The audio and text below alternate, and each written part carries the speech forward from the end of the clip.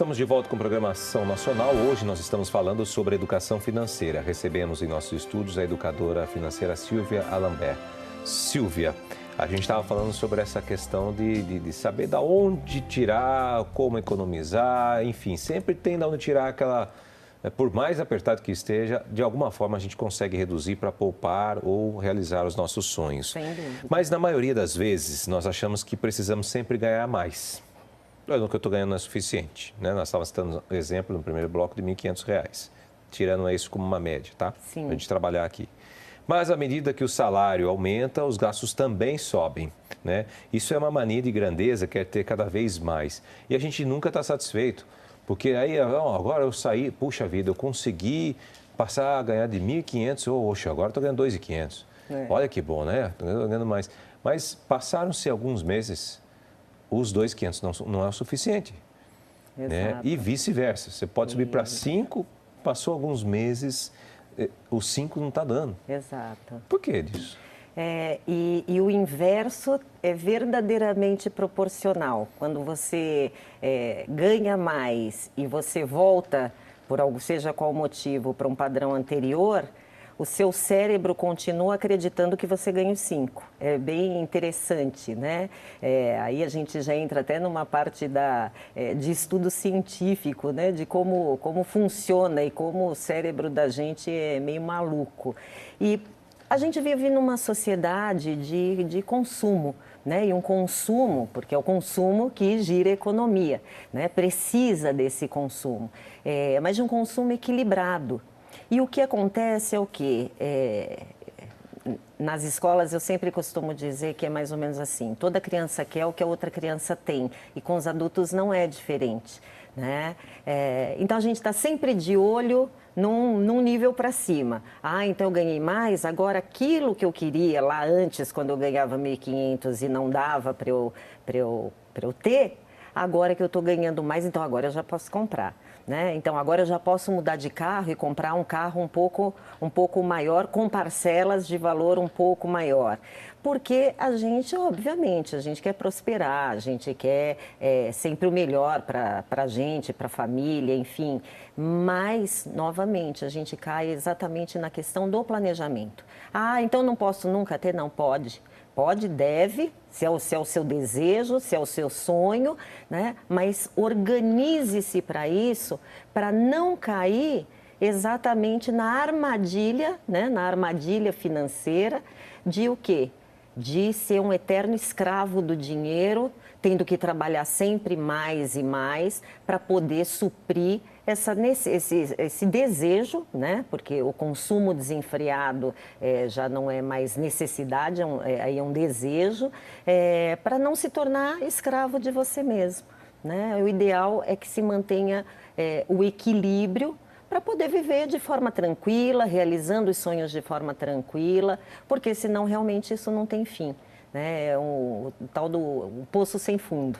Quanto mais você quer, quanto mais você tem, mais você quer e vai projetando isso, quanto mais você ganha. Às vezes projetar até a sua vida no outro, achando que você também tem que ter o direito de ter aquilo e querer de toda forma. Exato, porque assim, é natural. Né? Nos trabalhos que a gente conduz com população de baixa renda e as classes endinheiradas, o que a gente percebe, eu comento isso, eu falo que é uma linha muito tênue entre a riqueza e a pobreza, né? Porque assim, ninguém se acha tão pobre a ponto de não achar que tem alguém pior do que ele, e ninguém se acha tão rico a ponto de ainda querer mais e acreditar que pode estar ainda, né, num patamar acima, porque ele está de olho naquilo que o outro tem. Então, é sempre assim, né? Dentro das classes sociais, a gente está sempre olhando um nível para cima. Então, a gente fica almejando, no fim das contas, e de forma inconsciente, a gente jura que não, mas de forma inconsciente, além de toda a questão do marketing, né, para o consumo, a gente acaba sempre olhando e desejando o que o outro tem. Até seguindo nisso que você está falando, a falta de educação financeira, ela pode gerar algum tipo de doença?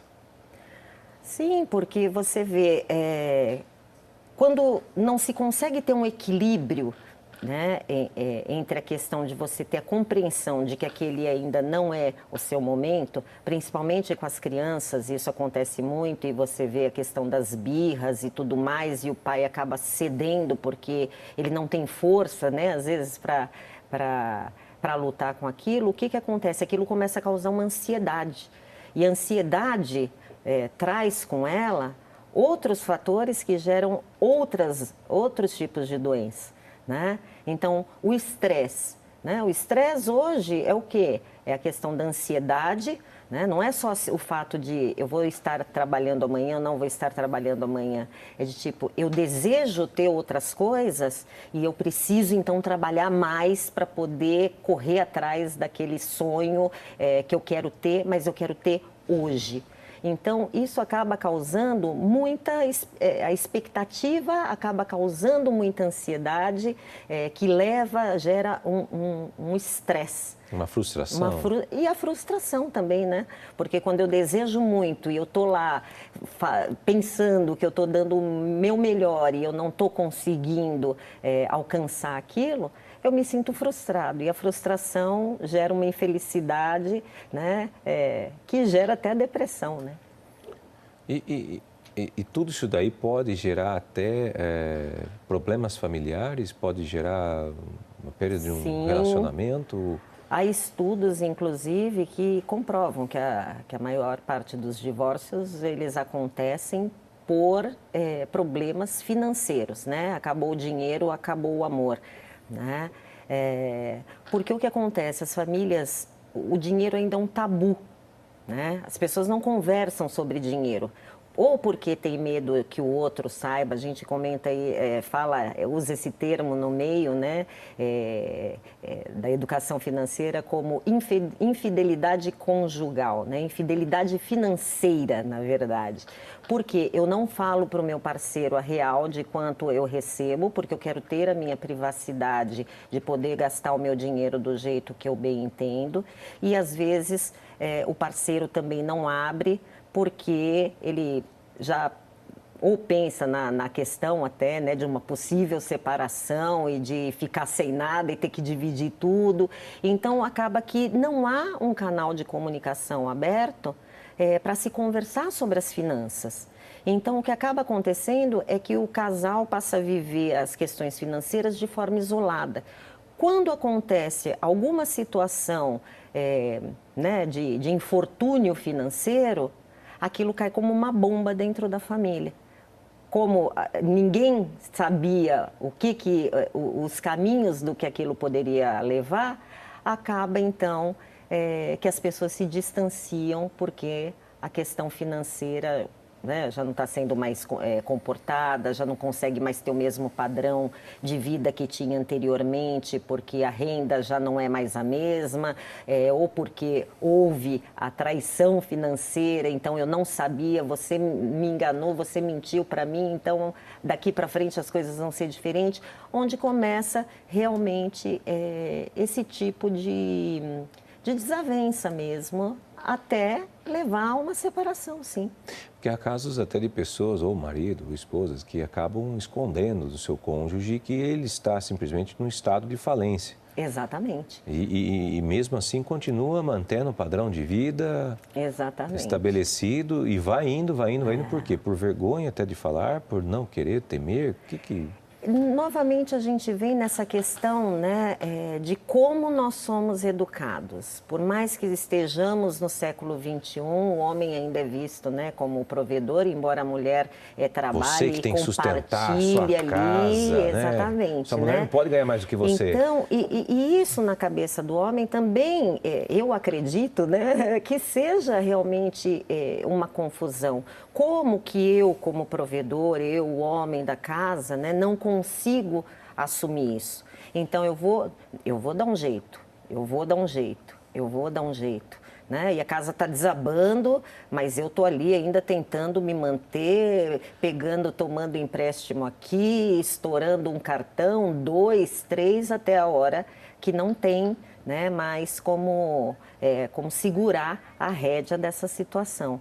E infelizmente, nesse momento em que as coisas ficam insustentáveis, porque às vezes o outro parceiro também não é tão compreensivo a ponto de dar o apoio, o suporte emocional naquele momento que o casal realmente tem que se unir. Então, o que é desejável é que pare com essa besteira de que, assim, se eu escolhi estar junto com alguém, é porque eu decidi construir na uma saúde, vida, na doença, né? não pode esquecer daquilo que a gente fala, né? Exatamente. E o nosso juramento diante do altar. Né? Então... Se eu escolhi aquela pessoa para estar ali junto, foi para construir, né? E para prosperar. Então, tem que ser conversado. Né? O grande mal dos casais, na verdade, é a falta de comunicação.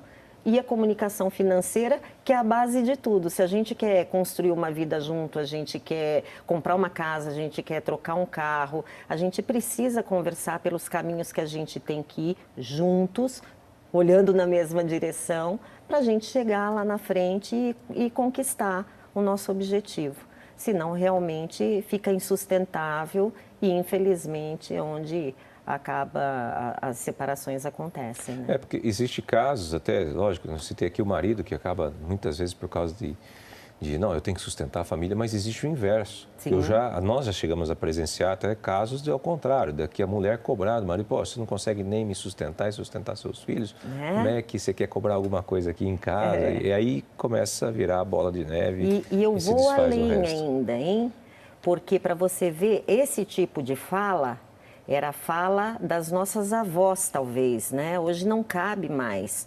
A gente e o que cabia no passado, onde o marido trabalhava, né? Não sei na sua família, na minha família, meu pai trabalhava e sustentava. Minha mãe nunca trabalhou, né? E nunca precisou trabalhar. Porque era uma cultura. Exatamente, né?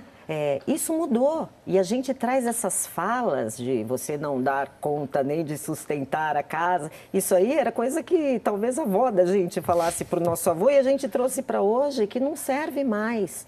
E a gente continua falando a mesma coisa. E se nossos filhos escutam isso, provavelmente eles vão falar isso no casamento deles, lá para o século, sei lá eu quanto, ainda vão estar falando a mesma coisa. Por isso é preciso quebrar, né, esse tipo de tabu e conversar abertamente, porque problema financeiro todo mundo passa, né? Precisa se organizar para poder sair exatamente dessa situação, para poderem voltar a caminhar junto, até a confiança de que vão superar aquela fase juntos. Porque senão, para onde que vão os casamentos, não é? Pois é, sem dúvida.